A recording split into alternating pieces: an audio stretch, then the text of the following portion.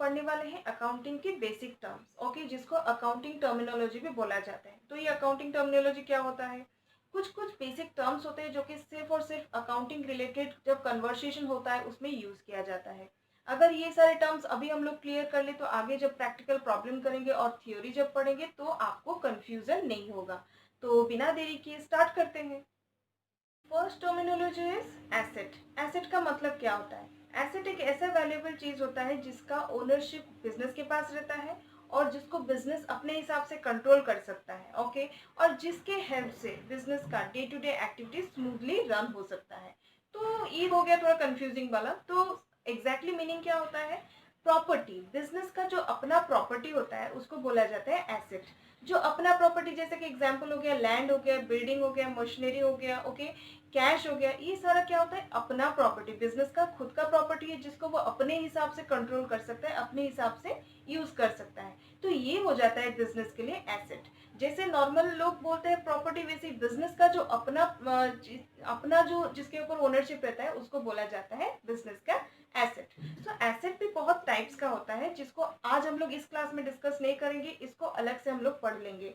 Asset का types और जो लाइबिलिटी एक नया टर्म सीखने वाले हैं उसका टाइप्स, ये हम लोग अलग लेक्चर में पढ़ लेंगे।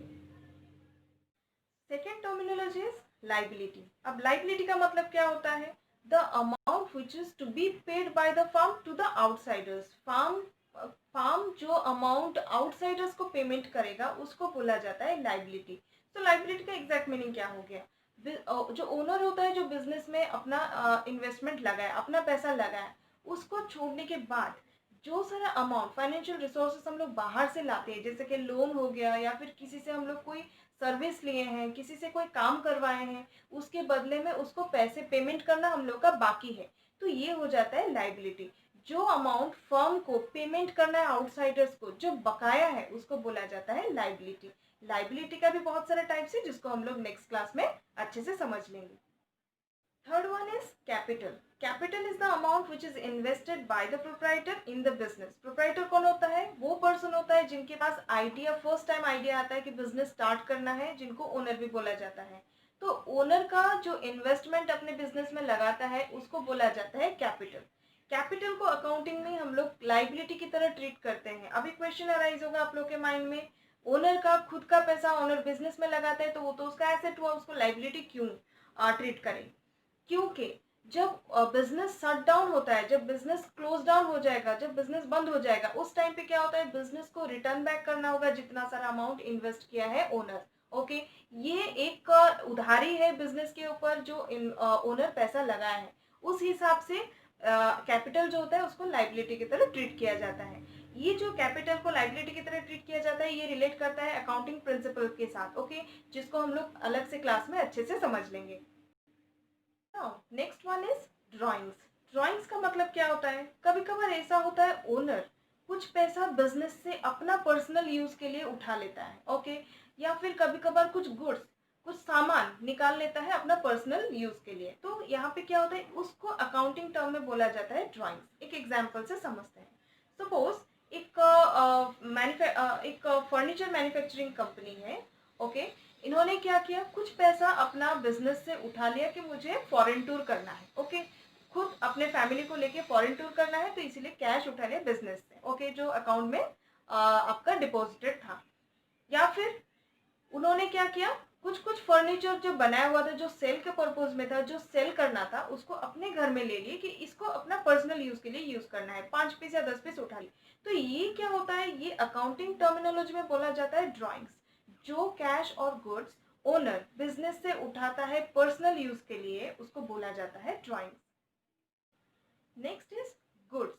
गुड्स क्या होता है? गुड्स वैसा आइटम होता है जिसको मैन्युफैक्चर किया जाता है और परचेज किया जाता है, खरीदा जाता है फॉर रीसेल, रीसेल करने के लिए with a profit motive, okay. Motive क्या होता है? मोटिव यहाँ पे होता है प्रॉफिट अर्न करना। जहाँ पे प्रॉफिट मोटिव आ जाता है वहां पे उसको गुड्स बोला जाता है। एक एग्जाम्पल से समझते हैं। सपोज एक बुक स्टोर है। एक बुक स्टोर में जितने सारे बुक्स हैं वो बुक स्टोर के लिए गुड्स होता है। क्यों? क्योंकि बुक्स को खरीदा गया है रीसेल करने के लिए, इसका मतलब उसको फिर से सेल करने के लिए और कुछ प्रॉफिट अर्न करने के लिए। लेकिन अगर वही बुक स्टोर एक कंप्यूटर खरीद ले या फिर कुछ बेंचेस चेयर डाल दे ताकि स्टूडेंट्स आके वहाँ पे बैठ के पढ़ सके, तो वो उसके लिए कंप्यूटर और फर्नीचर उसके लिए गुड्स नहीं है, क्योंकि यहाँ पे प्रॉफिट मोटिव नहीं है, या फिर यहाँ पे ये मोटिव नहीं है कि उसको बेच के हम लोग कुछ प्रॉफिट अर्न करें। जहाँ पे जिस आइटम को हम लोग मैन्युफैक्चर करते हैं या फिर परचेज करते हैं, खरीदते हैं रीसेल करने के लिए और कुछ प्रॉफिट अर्न करने के लिए, जहाँ पे प्रॉफिट मोटिव होता है, उसको बोला जाता है गुड्स। वो आइटम हो जाता है गुड्स एक बिजनेस के लिए। गुड्स के बाद नेक्स्ट आता है स्टॉक। ओके, स्टॉक का मतलब क्या होता है? एक पर्टिकुलर डेट में जो अनसोल्ड गुड्स रह जाता है एक बिजनेस का, उसको बोला जाता है स्टॉक। ओके, एक एग्जांपल से समझते हैं। सपोज एक पेन मैन्युफैक्चरिंग कंपनी है।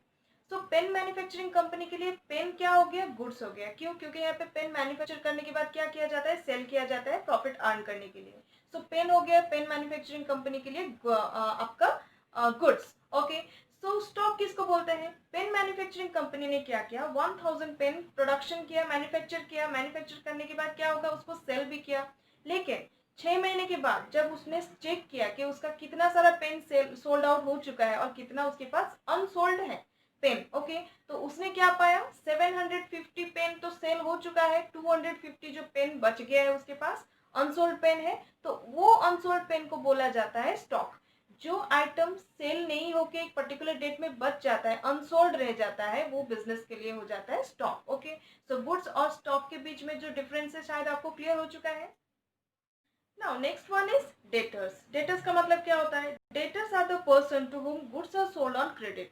डेटर्स वो पर्सन होते हैं जिनको गुड्स सोल्ड किया जाता है लेकिन क्रेडिट बेसिस में, उधारी में। ओके, गुड्स ट्रांसफर हो जाता है लेकिन पेमेंट बाकी रहता है। पेमेंट कुछ दिन के बाद मतलब नियर फ्यूचर में मिलने वाला होता है। ओके, सो एक एग्जांपल से समझते हैं। Goods worth ₹10,000 sold on credit to mister A. इसका मतलब क्या हुआ? 10,000 रुपीज का जो गुड्स है वो सेल किया गया है किसको? मिस्टर ए को। मिस्टर ए के पास गुड्स पहुंच चुका है लेकिन पेमेंट अभी तक बाकी है, उधारी में सेल किया गया है। ओके, सो पेमेंट कब मिलेगा? नियर फ्यूचर में मिलेगा, तो इसको बोला जाता है क्रेडिट सेल। ओके, सो यहाँ पे मिस्टर ए क्या होता है? मिस्टर ए बन जाते हैं डेटर्स किसके लिए? बिजनेस के लिए। एक बिजनेस के लिए मिस्टर ए बन जाते हैं डेटर्स। क्यों? क्योंकि उनको क्रेडिट सेल किया गया है, गुड्स पहुंच गया है लेकिन पेमेंट मिलना बाकी है, तो इनको बोला जाता है debtors.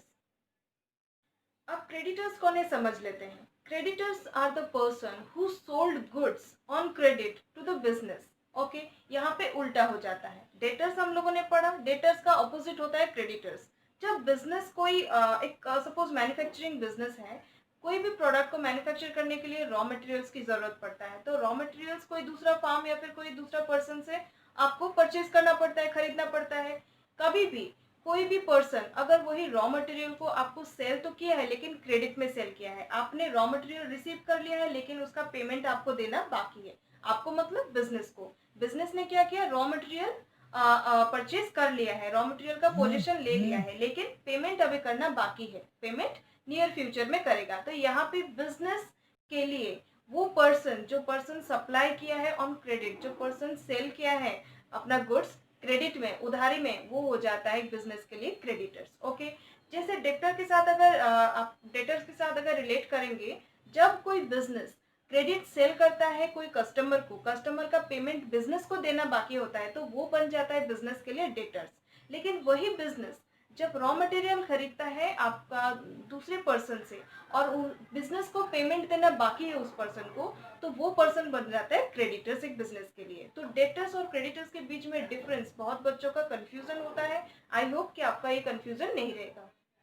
Now next one is bad debts. Bad debts क्या होता है? एक बिजनेस ऑर्गेनाइजेशन के लिए बहुत सारे डेटर्स होते हैं। डेटर्स का मतलब हम लोग प्रीवियस पॉइंट में क्लियर किए, जिनको बिजनेस क्या करता है? क्रेडिट सेल करता है, जिनको सेल तो करता है लेकिन जिसका पेमेंट बाद में मिलता है। तो यहाँ पे हमेशा एक रिस्क बना रहता है कि जो डेटर प्रॉमिस किया है कि 2 मंथ्स के बाद पेमेंट करेगा, बहुत सारी जगह पे ऐसा होता है कि कुछ कुछ डेटर्स पेमेंट नहीं कर पाते हैं, तो उन लोगों को बोला जाता है बैड डेट्स। बैड डेट्स का मतलब वो डेटर जो कि राइट टाइम पे अपना जो बकाया अमाउंट है वो ऑर्गेनाइजेशन को, वो बिजनेस को रिटर्न नहीं कर पाते हैं, उन लोगों को बोला जाता है बैड डेट्स। अब हमारे पास बच गया है दो टर्मिनोलॉजी, एक होता है अकाउंट, एक होता है accounting. So account is a statement where we record all the transactions relating to a particular person or a particular item. कोई पर्टिकुलर पर्सन हो या पर्टिकुलर आइटम रिलेटेड जो ट्रांजेक्शन्स होता है उसको एक ही स्टेटमेंट जिस स्टेटमेंट में रिकॉर्ड किया जाता है उसको बोला जाता है अकाउंट. ओके, सो अकाउंटिंग क्या होता है? जिस प्रोसेस से रिकॉर्ड किया जाता है उस प्रोसेस को बोला जाता है अकाउंटिंग. ओके, जिस प्रोसेस से हम लोग रिकॉर्डिंग करते हैं ट्रांजेक्शन्स को जो कि एक पर्टिकुलर पर्सन के साथ रिलेटेड है उस प्रोसेस को बोला जाता है अकाउंटिंग. तो आज हम लोगों ने डिस्कस किया कुछ new terminology, new accounting terminology, जिसको समझे बिना हम लोग आगे अकाउंटिंग कंटिन्यू नहीं कर पाते थे. ओके, बाकी कुछ कुछ टर्मिनोलॉजी है जो कि हम लोग पढ़ते पढ़ते सीख लेंगे. ओके, सो आज के लिए इतना ही, बाकी का लेक्चर नेक्स्ट क्लास में. So till then, thank you so much, have a nice day.